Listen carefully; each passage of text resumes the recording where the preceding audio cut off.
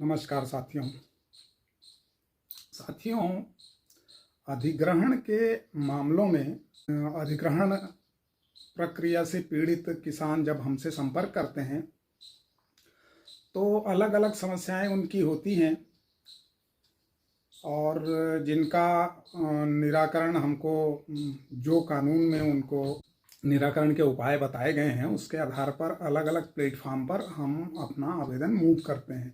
कई बार देखने में ये आता है कि अधिग्रहण प्रकरण में ज़्यादातर जो पीड़ित किसान हैं उनकी समस्याओं को बढ़ाने का काम पटवारी लोग करते हैं।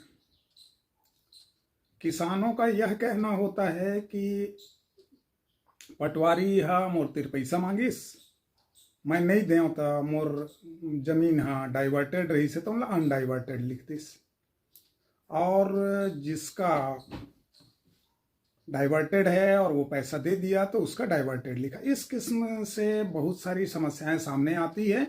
हमको उसके बारे में हम प्रमाणित तौर पे हम ऐसा नहीं कह सकते, मगर होता तो ज़रूर कुछ है और वो शुरुआती दौर में ही गलतियां क्रिएट कर दी जाती है। वहाँ से निकलने के बाद एसडीएम के पास जब केस पहुँचता है तो बहुत सारे किसानों का यह भी कहना रहता है कि एसडीएम साहब के यहाँ जो बाबू रहता है वो भी पूरी तरीके से भ्रष्टाचार में आकंठ डूबा रहता है और वो हर चीज़ के लिए पैसे मांगता है, यहाँ तक कि चेक वितरण के लिए भी परसेंटेज देने पड़ते हैं, ऐसा कहने सुनने में आता है। पर किसानों को क्या है, मुआवजा जो वर्तमान स्थिति में 2013 में जब से नया अधिग्रहण कानून लागू हुआ है तब से किसानों को अपनी ज़मीन का जो उनकी कल्पना से अधिक ही मुआवजा प्राप्त होता है। इस चक्कर में वो 25-50 हज़ार परसेंटेज अगर 8 लाख मिला है तो 80,000 रुपया ईजी गोइंग वो बाबू को देने के लिए तैयार हो जाते हैं। हालांकि ये नहीं देना चाहिए, उनको रिपोर्ट करना चाहिए और अधिग्रहण के कार्य में लगे हुए जितने भी बाबू छत्तीसगढ़ में हैं उनका तो ईडी जांच होना चाहिए। अगर जिस हिसाब से मेरे पास एक्विजिशन के केस आ रहे हैं और उनकी बातों पे मैं विश्वास अगर करूं तो एक पूरे छत्तीसगढ़ में एक्विजिशन के लिए एसडीएम के जो बाबू हैं उन पर सभी किसान आरोप लगाते हैं कि वो परसेंटेज लेते हैं करके। तो जितना अधिग्रहण हो रहा है उसका परसेंटेज जो भ्रष्टाचार आवश्यक अधिनियम अघोषित तौर पे है उसके आधार पे वो ले रहे होंगे तो उनके पास बहुत सारी संपत्ति एकत्रित हो गई होगी। ईडी को जांच करना चाहिए। इस मसले में अपन चर्चा नहीं करते, यह सरकार का काम है या किसानों का काम है कि वो शिकायत करें ऐसे बाबुओं और ऐसे पटवारियों का और उसके विरुद्ध कार्यवाही हो। तो एक्विजिशन के अलग अलग मसलों में से एक मसला, रेयर मसला कभी कभी सामने आता है और जो मैं समझता हूँ उस मसले को निपटाने का क्या तरीका हो सकता है यही मैं आपको आज बताने वाला हूँ। एक जमीन का अधिग्रहण हुआ, 3A का पब्लिकेशन हुआ, अंतिम पब्लिकेशन हो गया, अवार्ड पारित हो गया। अवार्ड पारित हुआ और एक्विजिशन हुआ बी नंबर के खसरा की भूमि का, पार्ट ऑफ बी नंबर के खसरे की भूमि का अवार्ड पारित हुआ। किस्मत से मेरा जो क्लाइंट है ए नंबर की भूमि जिसकी है वो मेरे पास उस दिन उपस्थित था। वो उसको ज्ञात हुआ कि बी को एक्विजिशन का पैसा मिलने वाला है और वो लेने जा रहा है। वो उसी दिन एसडीएम कार्यालय गया और जानकारी एकत्रित किया तो पता चला कि भूमि ए नंबर की जा रही है और मुआवजा बी नंबर वाले को दिया जा रहा है। ये सब बाबू पटवारी सबके मिली भगत से। अब चूंकि सारे पब्लिकेशन हो गए थे और पब्लिकेशन हो जाने के बाद क्या होता है कि अत्यंतिक रूप से सभी विलंगमों से मुक्त होकर वह भूमि केंद्र सरकार में निहित हो जाती है। तो बी नंबर खसरे की भूमि केंद्र सरकार में निहित हो गई है। भौतिक रूप से सड़क निकल रही है ए नंबर के खसरे से, यानी मेरा जो क्लाइंट है उसकी भूमि प्रभावित हो रही है, पैसा कोई और ले जा रहा है।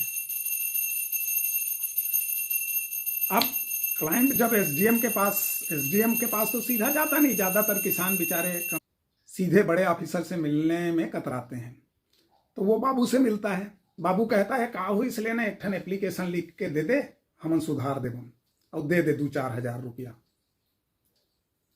तो खैर वो 2-4 हजार रुपये की बात छोड़िए, वो एप्लीकेशन मूव करता है, उसके बाद भी कुछ भी नहीं होता। क्यों कुछ भी नहीं होता?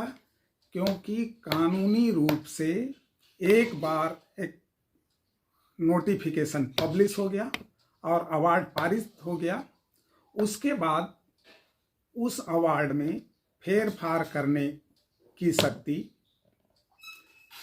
एसडीएम यानी भू अधिग्रहण अधिकारी को नहीं है।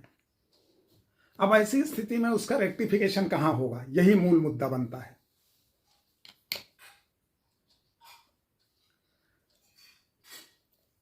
राजमार्ग अधिनियम के तहत एक्विजिशन से संबंधित कोई समस्या है, मुआवजे से संबंधित कोई समस्या है, तो एक नज़र में वहाँ जो रेमेडी, जो फोरम, फर्स्ट फोरम नज़र आती है वो है राजमार्ग अधिनियम के तहत आर्बिट्रेटर नियुक्त किया गया रहता है, यानी कमिश्नर आर्बिट्रेटर रहता है।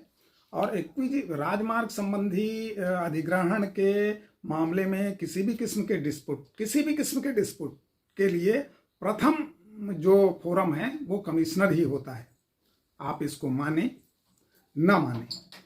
अब इसी में बहस चालू होती है। राजमार्ग अधिनियम के जो वकील लोग हैं या राजमार्ग अधिनियम से संबंधित जो पक्ष को ज़्यादा सुदृढ़ तरीके से रखते हैं, उनका कहना होता है कि आपके पास कोई फोरम नहीं है, रेक्टिफिकेशन ऑफ अवार्ड का कोई अधिकार मध्यस्थ को नहीं है, यानी आर्बिट्रेटर को नहीं है। यानी एक बार जो गलती हो गई अगर अवार्ड में तो ब्रह्म वाक्य हो गए। अब आप क्या करें? अब ऐसी स्थिति में मेरा क्लाइंट क्या करे? जमीन उसकी अधिग्रहित हो रही है, पैसा उसके पड़ोसी को मिल रहा है,